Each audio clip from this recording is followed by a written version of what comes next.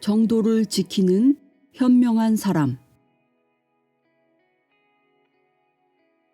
다음에 소개하는 이야기는 앞에서 소개한 두뇌 노동자 이야기의 속편이다.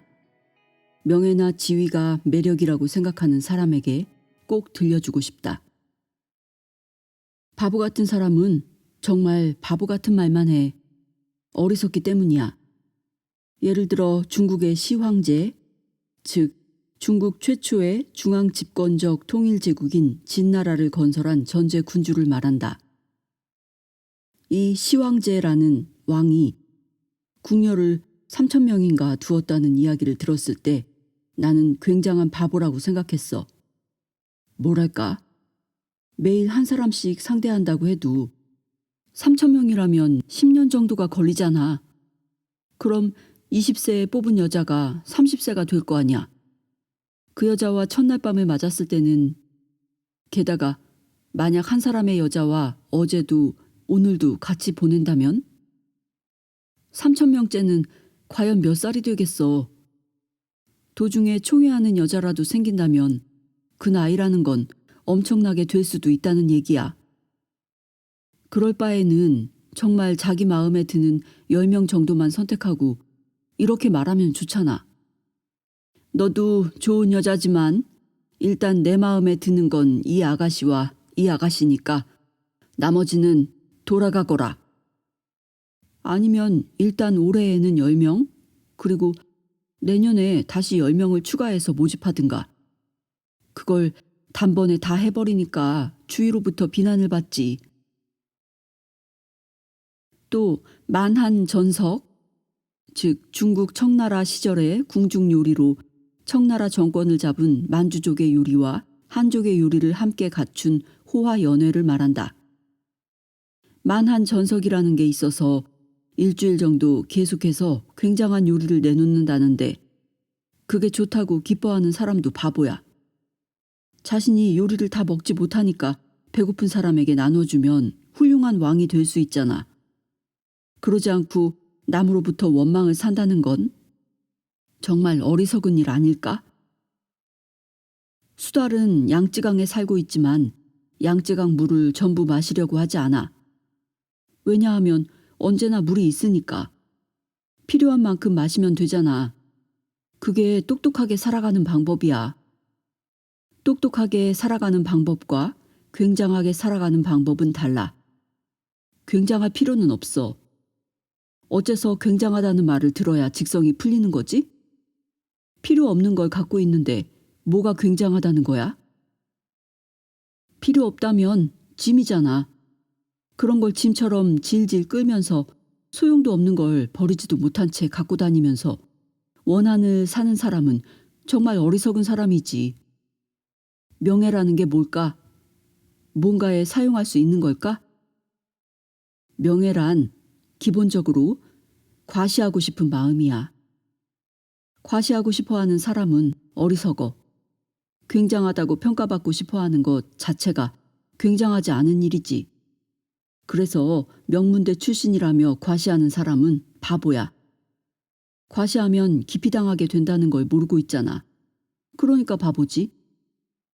그런 사람을 보고서 굉장하네요 하고 말하는 사람 역시 바보야. 굉장하다고 생각하는 건 자신이 그렇게 되었을 때 똑같은 일을 한다는 거니까. 왕이 돼서 궁녀를 3,000명 거느리고서 나 굉장하지? 할 게 뻔하니까. 그래서 역시 바보인 거야. 계산해봐. 20세에 데려온 여자가 첫날 밤에 30세 또는 40세라면 재미없지 않겠어? 보통 사람들은 말이지. 대학을 나왔다고 하면 일단 머리가 좋다고 생각해. 하지만 대학을 나왔어도 바보 같은 말이나 행동을 하는 사람은 바보야. 반면 대학을 나오지 않았어도 바보 같은 말이나 행동을 하지 않는 사람이 있어. 그런 사람은 바보가 아니야. 학교에서 성적이 나쁘다고 해도 바보 같은 말이나 행동을 하지 않는다면 그 사람은 바보가 아니란 얘기야. 바보 같은 사람은 도교대 출신이라고 해도 바보야.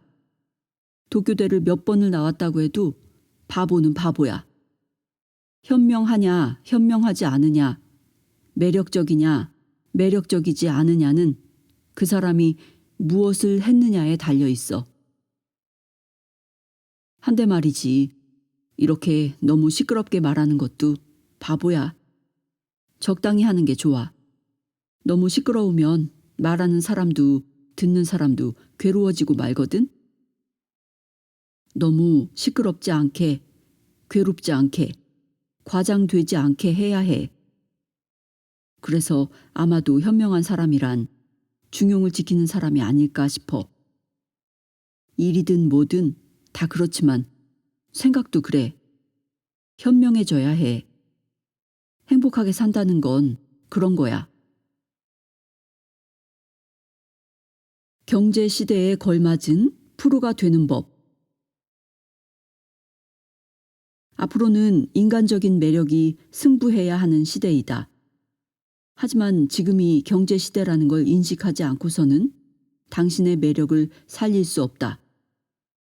다음에 소개하는 이야기는 그에 관한 것이다. 경제 시대란 모두가 경제를 배우는 시대라는 뜻이야.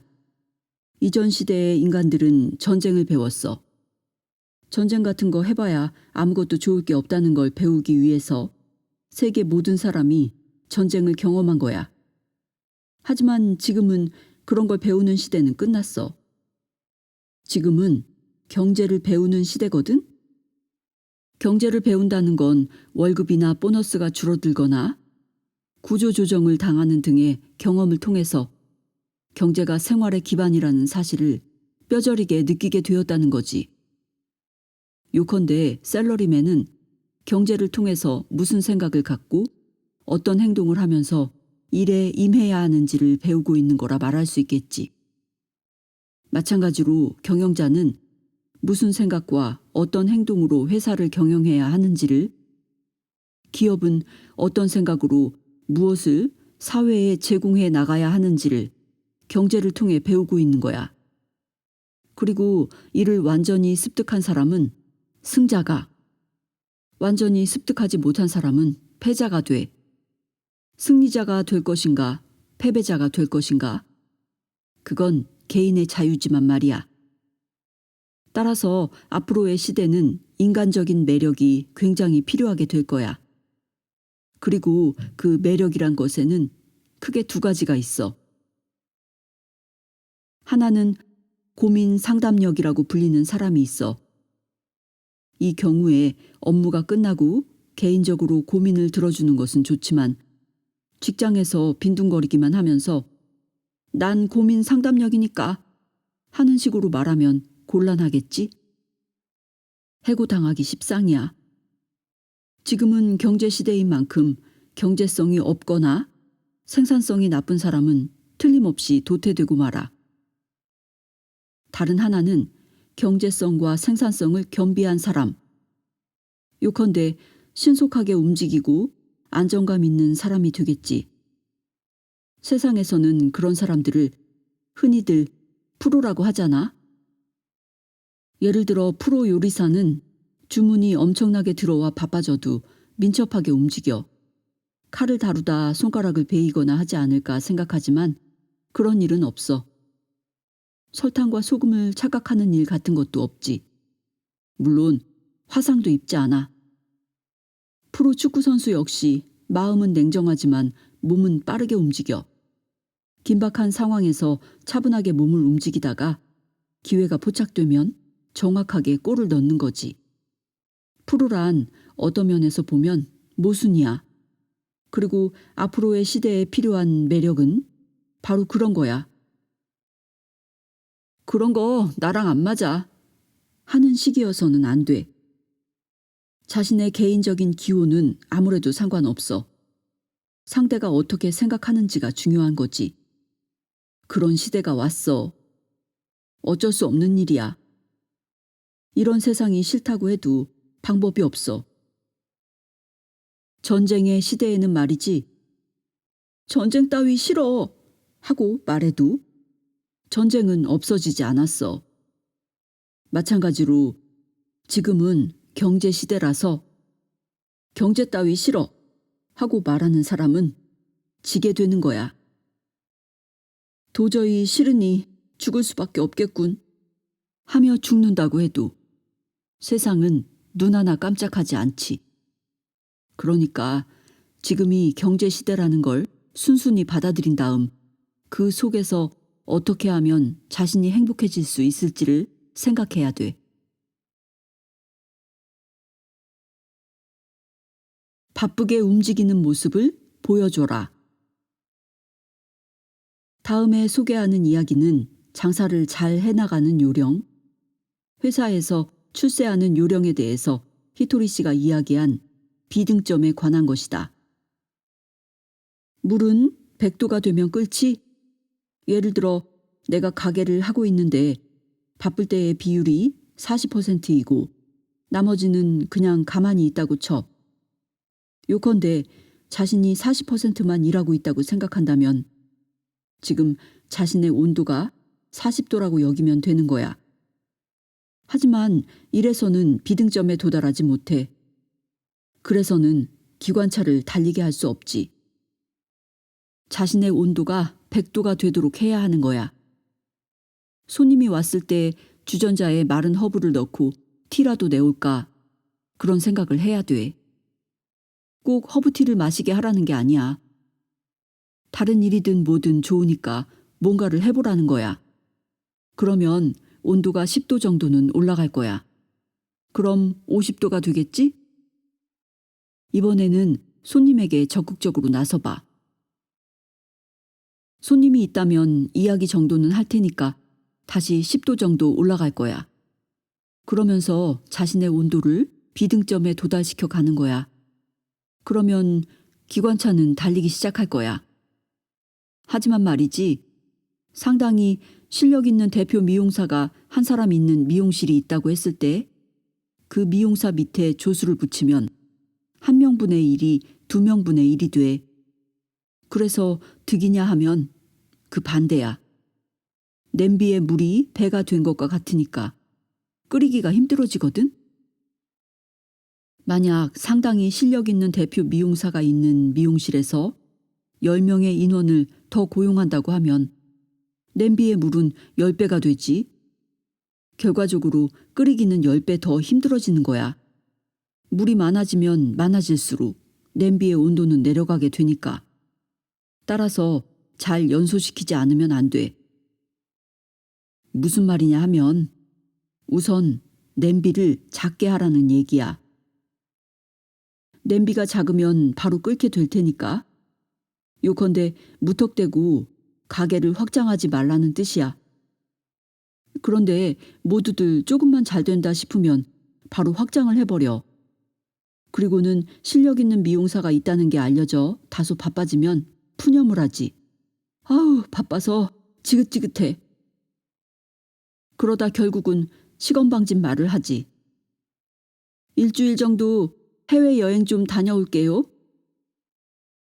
안 돼. 그런 덜 떨어진 말을 해서는 안 돼. 해외여행을 가는 건 좋아. 그렇지만 다른 좋은 방법이 있잖아. 해외여행 갑니다가 아니라 파리에서 패션쇼가 열리는데 새로운 메이크업을 배워오겠습니다.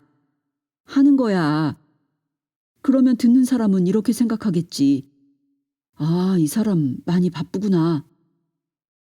그걸 일주일간 해외여행을 다녀온다고 말해버리면 불가마에 석탄을 끼얹는 게 아니라 물을 끼얹는 게 되고 마는 거야. 바쁜 것처럼 보여야 해. 손님들은 바쁜 와중에 대접받고 싶어하는 심리가 있으니까. 어쨌든 그렇게 해서 비등점을 올리는 거야. 기적이라는 건 그럴 때 일어나. 샐러리맨 역시 마찬가지야. 100도가 돼야 돼. 그런데 모두들 되는 대로 말을 뱉지. 아휴, 어디 좋은 일자리 없을까? 물론 좋은 일자리란 대부분 여유 있고 월급 많고 휴일 많은 그런 일자리를 지칭하겠지? 하지만 그런 시건방진 말을 하다간 금방 해고되고 말걸. 여유가 조금도 없을 정도로 바쁘더라도 좀 더 일할 수 있다라는 마음가짐으로 얼마만큼 바쁘게 해나갈 수 있느냐가 중요해. 바쁘게 움직이는 모습을 보여줘야 해.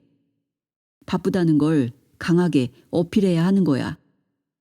시간이 남아도는 듯한 말을 하거나 시간이 남아돌도록 그냥 둬서는 안 돼. 더 일할 게 없습니까? 이렇게 되물을 수 있을 정도의 사람이라면 샐러리맨이든 뭐든 반드시 성공하게 돼 있어. 친구 중에 남에게 이용되는 것이 싫다고 말하는 녀석이 있는데 말이지. 그 녀석에게 난 이렇게 말해. 괜찮아. 걱정할 것 없어. 넌 이용 가치가 전혀 없으니까. 성인이 되어 몸을 담고 있는 사회에선 말이지. 남에게 이용될 때 비로소 돈을 얻을 수 있어. 그러니까 이용되고 싶지 않다는 말을 하는 사람은 이미 이용 가치가 없어. 학창시절 친구들 사이에서 대장이었을 때는 명령만 하면 됐어. 야, 빵 좀 사와. 하지만 어른 사회에서는 다른 정석이 통하잖아. 예, 시간당 얼마에 일하겠습니다. 이 세상에 공짜는 없는 거야. 특히 사회에서는 더더욱 그렇지. 요컨대 이용 가치를 어느 정도 높일 수 있느냐가 중요해. 그리고 그 이용 가치는 매력을 더하면 올라가게 돼 있어. 그래서 이용 가치가 올라가게 되었을 때 조금씩 즐기면 되는 거야. 폼나는 사람이 성공한다. 지구상에는 여러 가지 매력 요소가 있다. 물론 사람들마다 그 요소에 대한 생각이 제각각 다 다르겠지만 히토리 씨는 폼나는 삶을 매력의 기준으로 삼는다. 폼나게 산다는 건 겉만 번지르르하게 살아간다는 말이 아니야. 자신이 폼나지 않게 해놓고서 부하 직원이나 다른 사람의 탓으로 돌리려 하는 인간이 폼이 난다고 생각해? 그보다는 부하 직원의 실적이나 성과에 대해서 윗사람에게 이렇게 말해야 하겠지. 이건 이 사원이 해낸 겁니다. 반대로 아랫사람이 실수나 실패를 했을 때 책임을 자기에게 돌리는 것이 아랫사람 보기에도 윗사람 보기에도 훨씬 폼이 나겠지. 이건 제 책임입니다. 진정한 폼이란 결국 자신의 인생을 영화로 만들었을 때 자신이 폼나는 주역이 될 수 있느냐 없느냐의 문제라고 난 생각해. 폼이 나야 해. 결국 사람들은 폼이 나는 사람을 따르게 돼 있거든. 샐러리맨에게도 폼나게 살아가는 요령이 있어. 그리고 그건 장사꾼에게도 마찬가지야. 가령 채소 가게를 하는데 바로 옆에 슈퍼가 생기게 되었다고 쳐. 그럴 때 슈퍼가 생기면 우리 집 매상이 줄어들어 곤란하다는 쪽으로 생각해선 안 돼. 슈퍼가 생기든 뭐가 오든 나는 손님들을 우리 집으로 오도록 만들어 보이겠어. 이렇게 생각하는 거야. 그런 사람이 폼나는 장사꾼이야. 그리고 그렇게 폼이 나는 장사꾼은 반드시 성공하게 되어 있어. 예를 들어 화교들이 그렇잖아. 중화요리점이든 뭐든 바로 옆에 다시 가게를 만들어. 그러고는 서로 도와주며 경쟁해. 이런 식으로 사람들이 계속 모여들어서 가게를 하나둘씩 열어가다 보니 하나의 상점가가 탄생하게 됐는데 그게 지금의 차이나타운이야. 결과적으로 그곳이 관광지가 되어서 전국 각지에서 비행기로 버스로 사람들이 찾아오잖아. 하지만 우리나라에는 그런 발상을 하는 사람이 그다지 많지 않은 것 같아. 같은 지역에 같은 업종의 가게가 들어서는 걸 싫어하는 풍조 때문이지. 주제 넘은 말일지도 모르겠지만 내 눈에는 그런 장사꾼이 무척 볼품없게 보여. 가령 A라는 가게에서 어떤 상품이 200개밖에 팔리지 않더라도 주위에 그 상품을 200개 판 가게가 5곳 더 있다면 그 마을이나 상권 전체로 보면 그 상품의 지명도가 올라가게 되고 결국은 더 많은 손님이 찾아오게 되잖아. 그걸 굳이 자신의 가게 한 곳만 그렇게 돼야 한다고 생각하니까 유대인들이나 화교들처럼 세계적으로 그 세력을 키울 수 없는 거야. 이런 폼 안 나는 장사나 삶은 결국 초라해지는 거라고. 그렇게 자신의 마음속 빚을 꺼트리고 마는 거지. 그보다는 서로가 함께 한 목소리를 내는 게 좋아. 한 목소리를 내며 서로 경쟁하고 서로 돕는 거야. 요코하마의 차이나타운만 봐도 다양한 가게가 한자리에 모여 있어. 조그만 가게도 결코 지지 않아. 우리 가게가 중만큼은 국내 제일이야 라는 생각으로 옆에 새로운 경쟁 상대를 만들어 당당히 겨루는 거야. 그래서 마루칸의 모토가 폼 정도는 잡자 이거야. 폼나게 살아야 하지 않겠어? 인생은 한 번뿐이잖아. 뭐든 독점하게 해달라는 거. 장사꾼에게는 독점 같은 거 없어. 보호도 받을 수 없고 보호받고 있는 건 관료와 은행 정도야. 은행도 반은 관료처럼 되어서 활기가 없어지고 있잖아. 정치나 국가가 제대로 지켜주지 않아서라며 불평을 하는데 지금까지 국가가 장사꾼을 위해 뭐 해준 적 있었어? 두 번째로 자주 불평하는 말이 정치를 잘못해서인데 역사가 시작된 이래 한 번도 정치를 잘한 적은 없었어. 그러고 보면 지금이 제일 좋을 수도 있겠지. 옛날에는 국가란 것도 없이 모두 제각각 마을 안에서 밭이나 일구며 살았어. 국가가 도로를 만들어주기도 하지만 모두 우리가 낸 세금으로 한 거야. 그런 걸 하기 전부터 길은 있었고 국가는 국민의 생명과 재산을 대신 맡아주고 있다지만 우리는 맡겼다는 생각 같은 거 하지 않아. 국가나 정치가 뭔가를 해주진 않아. 국가는 우리들 국민에게 의지하고 있어. 그러니까 그런 국가에게 뭔가를 기대한다는 건 정말 폼 안 나는 일이지. 장사꾼에게 복록은 없다. 돈벌이는 일생의 업이다. 이것이 장사꾼이 가져야 할 사고방식이야. 그러니 정치가에게도 관료에게도 의지하지 않아. 이게 바로 폼나게 사는 방법 아니겠어? 호랑이 같은 강인함과 보살의 마음. 히토리 씨가 매력적이라고 생각하는 인물은 많이 있다. 다음 이야기에 나오는 구로다 간베에는 그중 한 사람이다. 구로다 간베에는 일본 전국 시대의 대표적인 책사이다. 전국 시대에 구로다 간베에란 무장이 있었어. 세키가하라, 즉 기후현 남단에 있는 시가현 인접지를 말한다. 세키가하라 전투 때 구로다는 아들에게 군대를 넘겨줘서 도쿠가와를 받들게 하고 자신은 은거하는 척했지.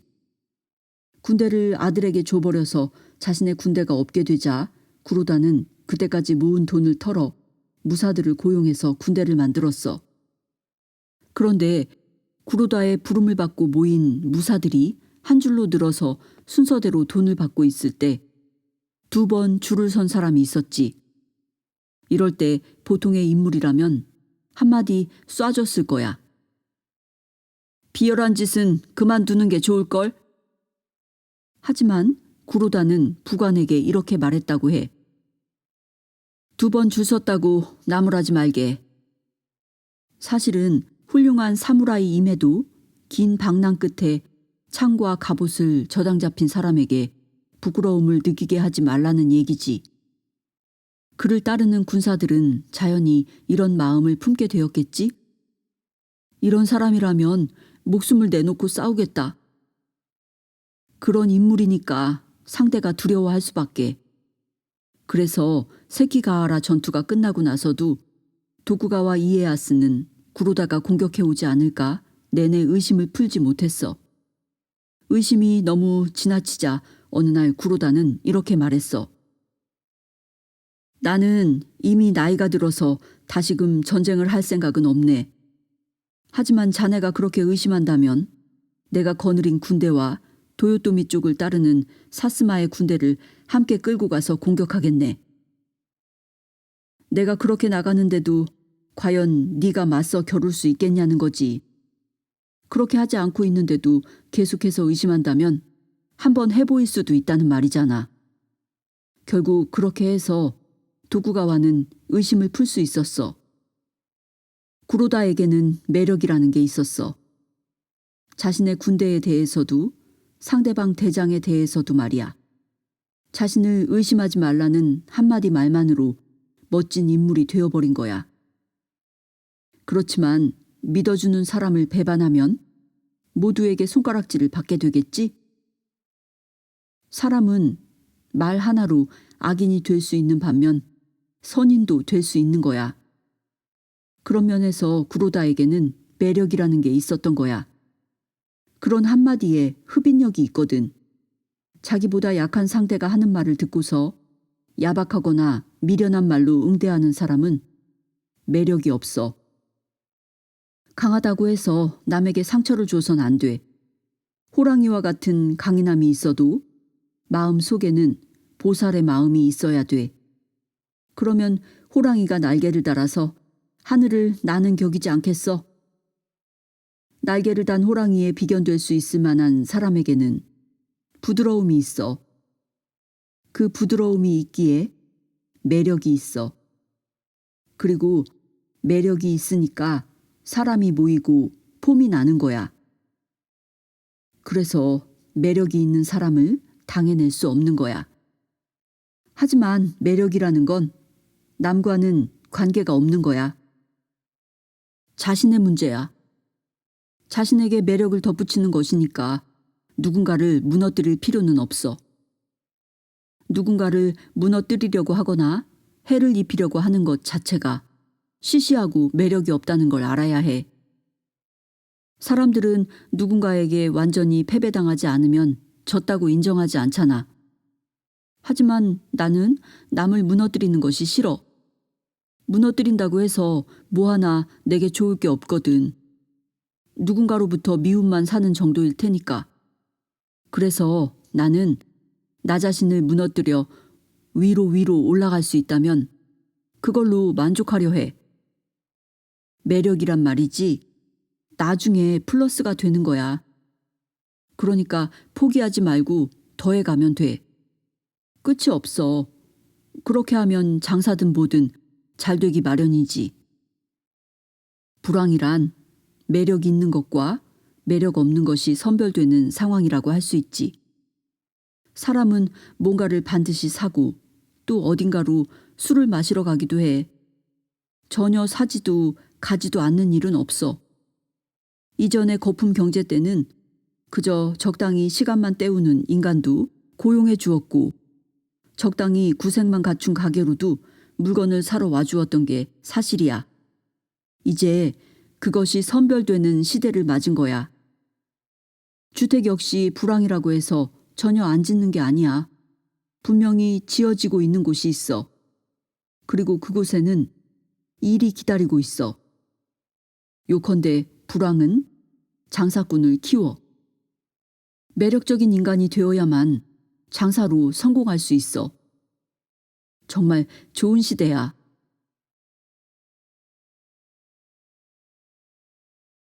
마음의 그릇을 키우면 사람이 따라온다. 전에 우리 회사 직원 한 사람이 히토리 씨에게 물었다. 인간의 그릇이란 뭡니까? 그때 히토리 씨가 했던 대답을 소개한다. 완벽이라는 말이 있지. 하지만 완벽을 기하면 인간의 그릇은 작아져 버려. 예를 들어 이 방은 평탄하잖아. 하지만 좀 더 평탄하게, 완벽할 만큼 평탄하게를 쫓다 보면 타일 한 장도 평탄하게 만들기가 힘들어. 완벽을 기하면 기할수록 방은 좁아지게 되겠지. 인간도 마찬가지야. 그러면 남을 받아들일 수 없을 만큼 좁은 그릇이 되고 말아. 그게 심해져서 자기 자신도 받아들이지 못하고 자살해버리는 사람도 있어. 평탄하다는 건 어떤 거냐 하면 관동평야를 떠올리면 돼. 관동평야는 대체로 평탄해. 관동평야 속에는 우에노 산도 있고 계곡도 있지. 하지만 대체로 평탄하니까 거기서 사람들이 생활해 갈 수 있는 거야. 요컨대 넓어야 된다는 거지. 지나치게 완벽을 기하면 자신도 괴롭고 다른 사람도 힘들어. 사람들은 대부분 자신을 연마하며 살아가지. 살다 보면 여러 가지 모가 생기잖아. 그 모난 부분을 깎아서 좋은 형태로 만들려고 하는 거야. 모가 나면 깎이는 법이지.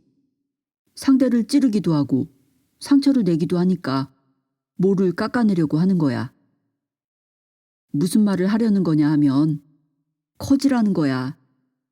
조그만 부분을 연마하면서 커지면 찔리지 않게 돼. 요컨대 인간의 그릇이란 말이지. 크게, 더 크게 만들어가면 되는 거야. 그렇게 마음의 그릇을 키우면 부하 직원이 좋은 의견을 냈을 때 그걸 사심없이 받아들이게 돼.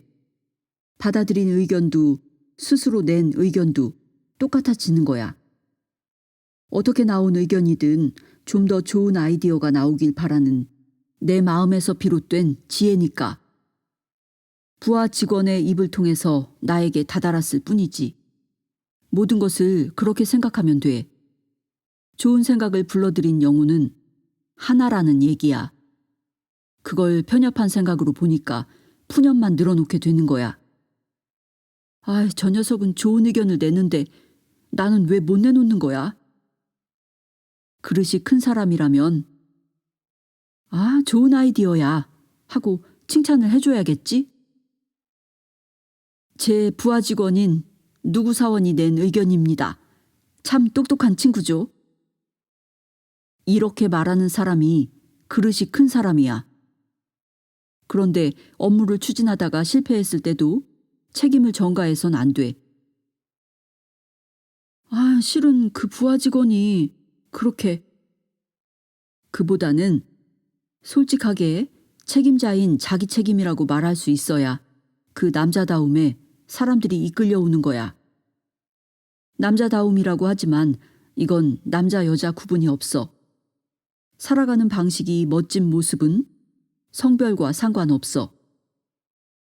그리고 사람들은 누구나 그런 사람을 따르게 돼.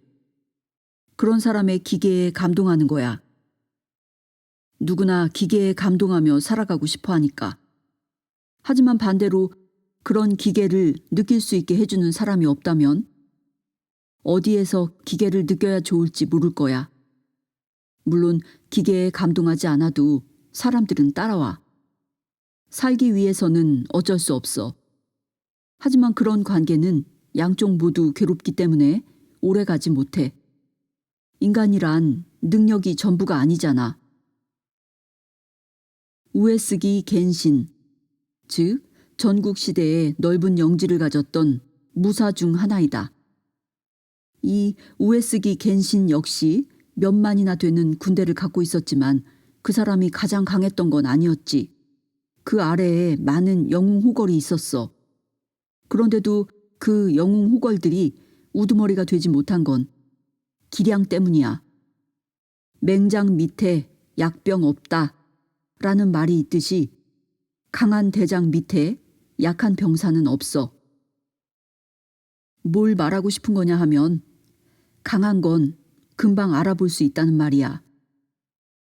우리 군대는 강하다고 했을 때 자신이 강하니까 부하의 공로까지 가로챌 필요는 없다는 거야. 윗자리에 있는 사람의 경우 능력이 있고 지혜가 출중하다고 해서 사람들이 따라오지 않아. 최종적으로는 그릇의 크기, 매력이 중요한 거야. 이것이 있으면 사람이 따르기 마련이야. 나는 장기를 두면 항상 져. 대장이 죽으면 끝이니까 이리저리 피해 다니다가 결국 죽게 되더라고. 하지만 장기에 이겼다고 해도 실전에 그 전법을 그대로 사용할 순 없어. 대장이 뒤에 숨어 있고 그 주위를 부하들이 둘러싸고 있는 시기면 그 대장은 아무도 따르지 않거든. 대장이 선두로 나가면 부하들은 대장이 죽도록 내버려둬선 안 되니까 모두 따라와. 그래서 이길 수 있는 거야. 그러니까 선두에 서는 거야.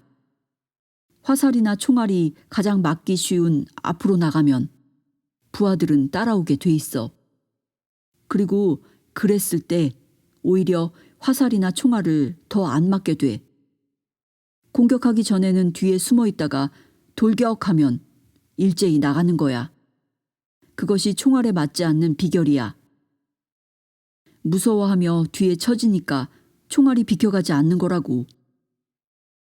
뭐랄까, 적도 언제 공격이 들어올지 모르니까 지켜보고 있다가 다소 느슨한 상태에서 돌격하며 뛰쳐나온 사람들이 지나가고 나서 몇 초 후에 공격하는 게 보통이거든. 겁쟁이가 화살이나 총알을 맞을 확률이 높은 건 그 때문이지. 화살이나 총알은 아무나 맞는 것이 아니야. 맞지 않는 사람은 어떻게 해도 맞지 않아. 그리고 만약 맞았다면 그게 바로 수명이야. 수명이 닿을 때까지는 죽지 않아. 위험한 곳에 갔다고 해서 죽는 건 아닌 거야. 죽는 것은 수명이 다했을 때지. 생명에 관한 문제는 그렇게 생각하면 돼. 그래서 앞으로 나아가는 거야.